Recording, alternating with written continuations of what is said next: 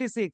এতদ দ্বারা আপনাদের জানাইতেছি যে গত 3রা মার্চ যাদবপুর বিশ্ববিদ্যালয়ে সোয়ানসো আশ্রিত দুষ্কৃতী তাণ্ডবের বিরুদ্ধে আমাদের ঘোষিত কর্মসূচি অনুযায়ী বিদ্যাসাগর বিশ্ববিদ্যালয়ের গেটের সামনে শান্তিপূর্ণ কর্মসূচি চলছিল। এই কর্মসূচিতে বিদ্যাসাগর বিশ্ববিদ্যালয়ের সামনে অতর্কিতভাবে পুলিশ আমাদের উপর চড়াও হয় এবং টেনে হিঁচড়ে গাড়িতে তোলে। গাড়িতে ক্রমাগত আমাদের বুট দিয়ে লাথি মারতে থাকে। ওই সময় আমাদের সাথী রানুশ্রী বেজের ঘাড়ে সজোরে আঘাত করে, ফলে সে সংজ্ঞাহীন হয়ে পড়ে যায়। বহুবার চিৎকার করে জল চাওয়া সত্ত্বেও জল পাওয়া যায়নি। আমাদের টেনে হিঁচড়ে গাড়িতে তোলার সময় বহু পুলিশ কর্মী আমাদের গায়ে হাত দেয়, সোয়েন্সো হাত দেয়, জামা কাপড় ছিঁড়ে দেয়। বিদ্যাসাগর বিশ্ববিদ্যালয়ের গেট থেকে থানায় পৌঁছানোর পর আমাদের গাড়ি থেকে নামিয়ে লাথি মারতে মারতে, চুলের মুঠি ধরে গালে চড় মারতে মারতে থানার মধ্যে নিয়ে যায়। আইসি সাথী বাড়ি বলতে থাকে, শালাদের এইখানে মেরে পুঁতে দেব। আমাদের 4জনকে আইসি রুমের সামনে একটা সরু গলির মতো জায়গা দিয়ে নিয়ে গিয়ে একটি পরিত্যক্ত রুমে নিয়ে যাওয়া হয়। এই ঘরে 4জনকে ধাক্কা মেরে ফেলে মেঝেতে ফেলে দেওয়া হয়। তারপর চলতে থাকে অকল্পনীয় অত্যাচার। আমার তলপেটে সোয়ানসো সোয়ানসো প্লেসে বুট দিয়ে লাথি, কিলচর, ঘুষি মারে। আইসি নিজের বেল্ট খুলে পায়ের তলায় মারতে থাকেন। চল সঙ্গে চলতে থাকে অশ্রাব্য ভাষায় গালিগালাজ। প্রায় 20-25 মিনিট ধরে আমাকে মারার পর আমাকে ওই ঘরে রেখে বাকিদের লকআপে নিয়ে যাওয়া হয়। ওই ঘরে আইসি সহ 5-6 জন পুলিশ ছিল। সেই ঘরে আমার পায়ের ওপর বুট দিয়ে দাঁড়িয়ে থাকে এবং পায়ের তলায় বেত মারতে থাকে। চুলের মুঠি ধরে শূন্যে ঝুলিয়ে রাখে, মাটিতে পা দিতে দেয়নি। আইসি নিজের হাঁটু দিয়ে আমার সাথী বর্ণালী নায়ককে চোয়ালে বুট দিয়ে লাথি মারে, ঠোঁট ফেটে যায়। তখন সে রক্তাক্ত অবস্থায় মাটিতে পড়ে যায়। সেই সময় মুখে জল দিলেও জোর জবরদস্তি সেই রক্তাক্ত জল ফেলতে না দিয়ে খেতে বাধ্য করা হয়। আরো বিভৎসতা প্রকাশ পায় যখন আইসি সাথী বারিক আমাকে আমার ঠিকানা লিখতে বলে।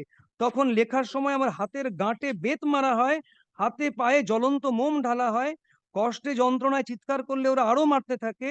আর আইসি সাথী বারিক ও এসআই লীনা মাহাতো হেসে বলতে থাকে, শালাদের মেরে পুঁতে দেবো, শালাদের বড্ড বার বেড়েছে।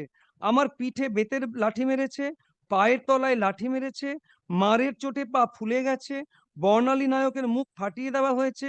এই সময় আইসি সাথী বারিক ও তার সঙ্গে বাকিরা বলতে থাকে, আমাদের বিরুদ্ধে কেস করলে মেরে ফাটিয়ে দেবো, তোর মা বাবাকেও জানে মেরে দেবো। একজনকে রেখে বাকি 3জনকে লকআপে নিয়ে যায়। নিয়ে যাওয়ার সময় অশালীন কথা বলতে থাকে। এসআই লীনা মাহাতো আমার জাত নিয়ে কুরুচিকর মন্তব্য করে, বলে, সোয়ানসো সোয়ানসো, তোকে এত সাহস দেয় কে? ছোট জাত, ছোট লোকের মতো থাকবি। বাবা মা তুলে গালিগালাজ করতে থাকে। বলে, তোরা ছাত্রী নাকি বিড়লা মাঠে রাত কাটানো ইতর তোরা? লকআপে নিয়ে গিয়ে আবার মোমের ছ্যাঁকা দিতে থাকে। মারার সময় বেত ভেঙে যায়। তখন থানার ওসি বলেন, মেরে জোশ আসছে না। চটুল হিন্দি গান বাজিয়ে গানের তালে আবার বেত মারতে থাকে। আমরা থানার মধ্যে ঢুকি সকাল 10:30টায়। দুপুর 2টো পর্যন্ত বাথরুমে যেতে চাইলেও দেওয়া হয়নি। বলেছে আমরা চাকর নাকি, বললেই ব্যবস্থা করব।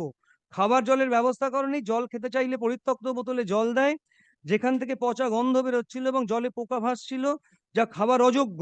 এরপর বিকেল 5টা নাগাদ আমাদের দেহে আঘাতের চিহ্ন লোপাটের জন্য জোরপূর্বক স্নান করিয়ে দেওয়া হয়।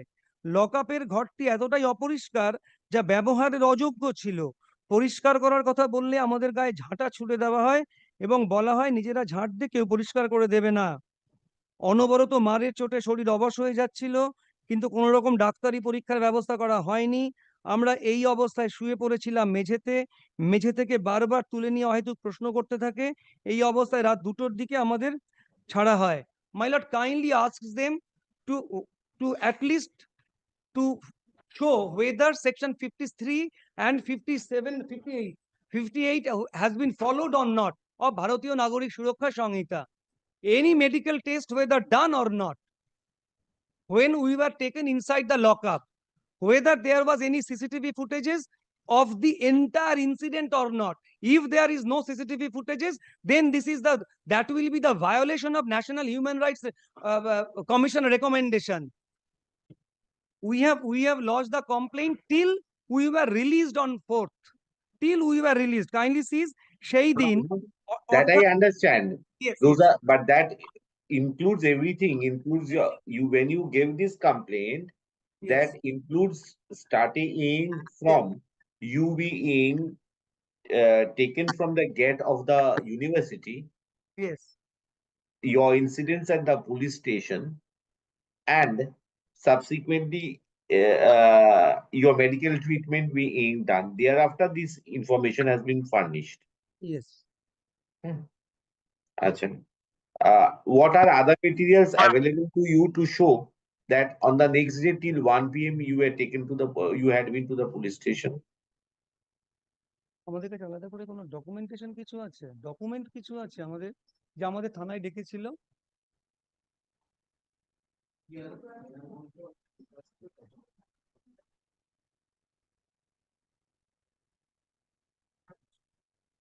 All right, my lord, as I have gathered that number one, when on peer bond, when they were released at midnight, they were initially told, but these girls, they were scared of going there to the police station. Subsequently, through the senior members of the party, they were again called.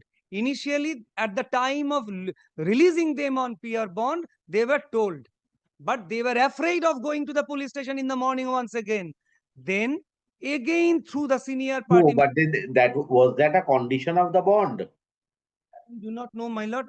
আমাদের কাছে peer bond